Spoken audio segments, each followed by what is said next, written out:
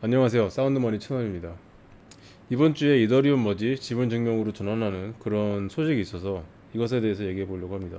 제가 알트코인 같은 걸 좀 얘기하면은 제가 뭐 비트코인 맥시멀리스트가 아니냐 이렇게 얘기하면서 악플을 다지는 분들이 있는데 저 이더리움 나름대로 열심히 호들을 하고 있는 호들러고요.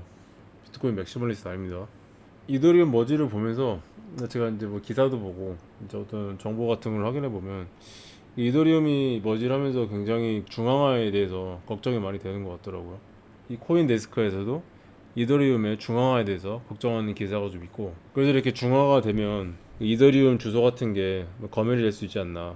예를 들면 어떤 특정 주소를 차단한다거나 이런 뭐 경우가 있을 수 있겠죠. 규제에 의해서 이런 것들이 행해질 수 있기 때문에 앞으로 이더리움이 어떻게 될 것인가 행보를 잘 지켜봐야 될 것 같습니다. 이더리움 레딧 커뮤니티에서도 이런 중앙화를 좀 걱정하는 듯한 그런 발언들이 좀 있더라고요. 그래서 어떤 사람이 쓴 글을 보면 52%의 이더리움이 3개의 기관에 의해서 스테이킹이 됐다. 4개의 기관이 59.3%, 거의 60%에 가까운 이더리움을 차지하고 있고, 리도라는 밸리데이터 풀이 제일 많은 이더리움을 스테이킹하고 있는 것 같습니다. 그리고 그 다음은 코인베이스, 그 다음은 크라켄, 그리고 네 번째로 바이낸스가 있네요. 리더 같은 경우는 뭐 스테이킹 풀, 뭐 다오라고 하는데, 근데 뭐 밸리데이터로 선정되기 위해서 허가도 필요한 것 같고, 제가 봤을 때 타중화가 된 느낌이 별로 안 들고, 그리고 밸리데이터도 많이 없더라고요. 밸리데이터도 27개의 밸리데이터 이렇게 있다고 그래가지고 그게 많지는 않은 것 같다. 그리고 코인베이스나 크라켄, 바이낸스 이런 경우는 이제 거래소죠. 그래서 거래소는 정부 규제 기관에 말을 들어야 되기 때문에 여기서 이제 많은 양의 스테이킹을 한다는 건 이더리움 네트워크가 정부 규제에 있어서 자유로울 수 없다 이렇게 이해할 수 있겠죠. 이더리움 밸리데이터가 되려면 32개의 이더리움이 필요한데 이렇게 32개를 가지고 있는 사람이 많이 없으니까 많은 사람들이 뭐 스테이킹 풀이나 아니면 거래소에 맡겨놓고 스테이킹을 하겠죠. 그럴수록 더욱더 중앙화되는 그런 구조입니다. 아까 스테이킹 비율이 글래스노드에서 찾은 자료인데 트위터에서도 이렇게 걱정하는 글이 있네요. 그런데 이더리움 커뮤니티에서 뭐 비트코인 채굴도 중화가 많이 됐다 뭐 이런 식으로 얘기를 많이 하는데, 이더리움 스테이킹과 비트코인 채굴의 차이가 있다면 이더리움 스테이킹은 이제 이 스테이킹을 맡기면 밸리데이터에 그 코인이 묶이면서 그래서 중화가 더 많이 될 수 있는데, 근데 비트코인 채굴 같은 경우는 그냥 뭐 채굴 풀에 속하지 않고 그냥 채굴을 해도 되고, 아니면 이 채굴 풀을 옮기는 게 어려운 게 아니기 때문에 그냥 뭐 다른 채굴 풀에서 채굴하고 아니면 다른 풀로 옮겨서 해도 되기 때문에 채굴이 중앙화됐다 이런 거 논리는 좀 맞지 않는 것 같습니다. 비트코인은 플러드도 돌리기 쉽고 플러드를 돌리는데 저렴하기 때문에 그 장부의 탈중앙화는 정말 최고다 이렇게 볼 수 있고요. 채굴도 문제가 전혀 되지 않는다고 생각을 합니다. 이더리움 머지가 성공적으로 끝나면서 더 이상 채굴 경쟁이 없게 되었는데, 그래서 이제 채굴자들은 전부 다 떨어져 나가고 기존에 예전에 프리마인 했던 그 프리마인을 해서 이더리움 부자가 된 부자들이 더욱더 부자가 되는 그런 체인이 된 것 같습니다. 이더리움은 이제 완전히 증권이라 반드시 돈을 주고 누군가에게 구입을 해야 되는 그런 물건이죠. 검열을 당한다면 이더리움은 취득이 불가능합니다. 예를 들면 러시아 같이 강력한 국가도 달러 계좌가 동결되는 상황인데, 그러니까 이더리움을 쓰더라도 약간 그런 비슷한 경우가 생길 수 있겠죠. 비트코인은 누군가에게 구입할 필요 없이 에너지만 있으면 누구나 채굴해서 얻을 수가 있습니다. 이게 정말 중요한 것 같아요. 그래서 비트코인은 그냥 금과 같은 자연물이다 이런 생각이 좀 들었고, 그리고 국가의 권력에 영향을 미치는 화폐 비즈니스는 굉장히 위험한 비즈니스라고 생각을 합니다. 비트코인 같은 경우는 없애는 게 불가능하기 때문에 규제기관들이 앞으로 같이 갈 수밖에 없는 그런 존재라고 생각을 하는데, 이더리움은 현재 구조상 규제기관에서 마음만 먹으면 밸리데이터들을 통제해서 뭐 중앙은행 디지털 화폐 같은 어떤 그런 형식으로 다시 만들 수가 있을 것 같아요. 그래서 이더리움의 성공에는 규제기관의 협조가 반드시 필요하다. 하지만 비트코인은 그런 것 절대 필요 없이 그냥 제 갈 길 간다. 폐식용유를 사용해서 비트코인을 채굴하는 채굴자들도 볼 수 있습니다. 그래서 이건 난미인 것 같은데, 버리는 식용유를 써서 엔진을 돌려서 비트코인을 채굴하는 거죠. 비트코인은 정말 어떤 환경에서도 에너지만 있으면 채굴할 수 있다. 돈 주고 살 필요도 없다. 비트코인은 이거는 그냥 자연물이다. 정말 굉장하다는 생각이 듭니다.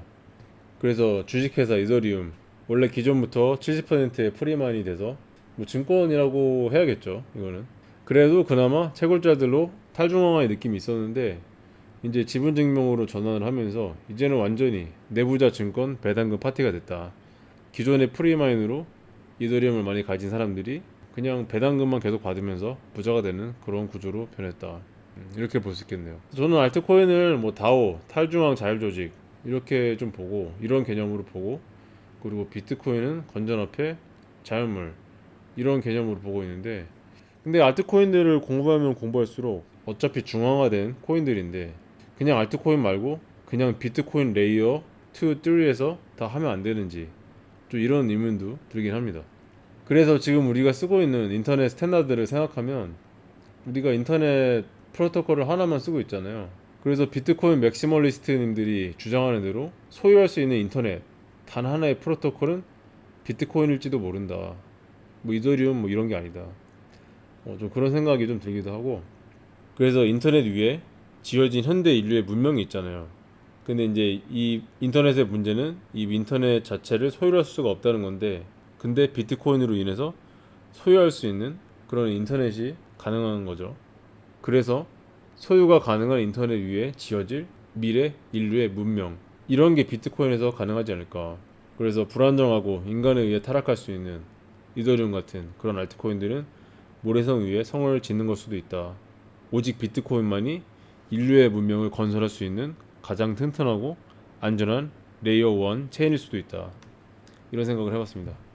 그래서 우리가 지금 쓰고 있는 인터넷을 보면 TCP/IP 프로토콜 레이어를 통해서 또 다른 레이어가 생기고 그 위에 구글이나 넷플릭스, 아마존 뭐 이런 엄청난 기업들이 생기는 거죠.